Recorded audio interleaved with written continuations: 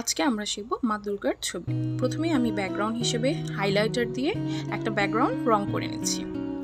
তারপর স্কেল নিয়ে আমি মাপজোক করতে বসে যাচ্ছি। না, আসলে আমি স্কেল দিয়ে জিনিসটাকে একটা ডায়াগ্রামের মধ্যে আনতে চাচ্ছি, যাতে বিষয়টা তোমাদের জন্য ইজি হয়। প্রথমে আমি বক্সের মতো করে কিছু নিয়েছি। আসলে মাপটা ওইভাবে বলার মতো কিছু নেই, তোমরা দেখে দেখে একটু কষ্ট করে বুঝে নাও। তারপর আমি আস্তে আস্তে খুব ছোটোভাবে ডিটেইলগুলো এঁকে নিয়েছি। প্রথমে আমি তার নাকের অবয়ব এবং ঠোঁট এগুলো এঁকে নিয়েছি। এখন আসছি আমরা চোখের দিকে।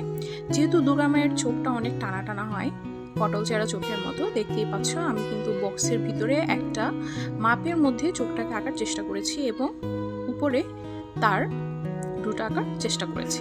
তারপর সবচেয়ে সুন্দর যে বিষয়টা টিপ, এই টিপটা আমি এঁকে নিয়েছি। এটাও আসলে কোনো মাপ নেই, তুমি তোমার ইচ্ছা মতো করে জিনিসটা আঁকতে পারো। তারপর আমি নোলকটা এঁকে নিয়েছি কাঁটা কম্পাসের সাহায্যে। এই তো এখন আমি আসলে যেহেতু আমি ব্যাকগ্রাউন্ডে বেস হিসেবে হাইলাইটার ব্যবহার করেছি, তাই এখানে আমি আর অন্য কোনো রং ব্যবহার করছি না। আমি জাস্ট ব্ল্যাক সাইন পেনটা ব্যবহার করছি। এটা দিয়ে আমি পুরো ডিটেইল কাজটা করব।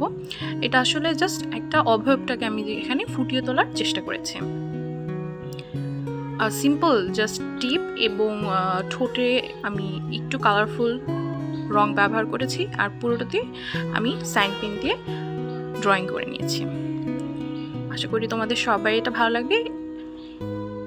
আসছে পুজোতে তোমরা এই জিনিসটা কার্ড বা যে কোনো ধরনের ইনভাইটেশন কার্ড বা এমনি ঘরে সাজিয়ে রাখার জন্য ব্যবহার করতে পারো। প্লিজ লাইক, কমেন্ট এবং শেয়ার করে আমার পাশে থাকবে। ধন্যবাদ।